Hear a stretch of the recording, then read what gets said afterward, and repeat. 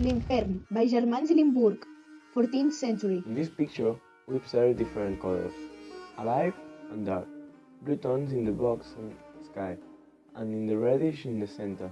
The rest of the landscape is rather gray.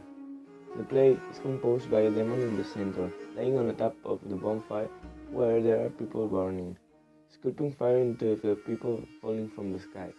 In the vicinity of there we have been other demons. Some they are floating in the flame, or others they are crowding and pulling people to the bonfire. At the end, we find a kind of mountains, also burning with people inside. El judici final by Hans Memling, 15th century.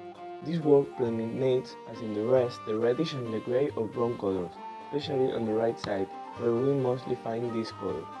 On the other hand, on the right side, there are lighter and clearer colors. In the center, they are mixed. When we look through the composition, we see two central figures. Each side represents one thing. The right side represents the entrance to the hell, where there are demons pushing people inside, totally different on the side where we find entrance to the sky, where there are angels getting to people. El jardí de les delícies by El Bosco, 16th century. In this picture, there is a lot of diversity of colors. On the top, the colors are dark. As in the colors go down, they become brighter and lighter. Their level of descends.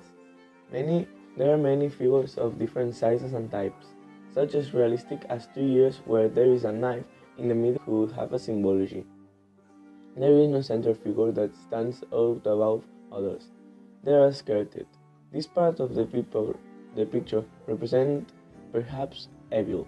El Malson by Johann Heinrich, 18th century. When we see this work, our rays go as straight to the stretched woman as the rest of colors are rather dark, and the woman is dressed in white.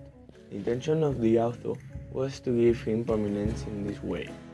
We see a woman in focused position lying on the top of a kind of sofa, and sitting overhead there is a creature that represents the demon. This gaze goes to those who observe the painting.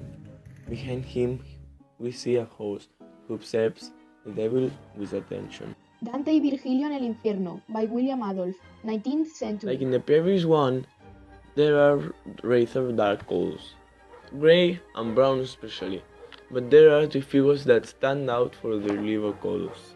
These two figures are two undressed men fighting each other at the center of the picture. More behind there are two men standing watching the other two men face to face with surprises. Behind two naked men there is a lying in the floor, in a background of group of people also without clothes, battling each other. And the central position we find a demon smiling looking to two men surprised.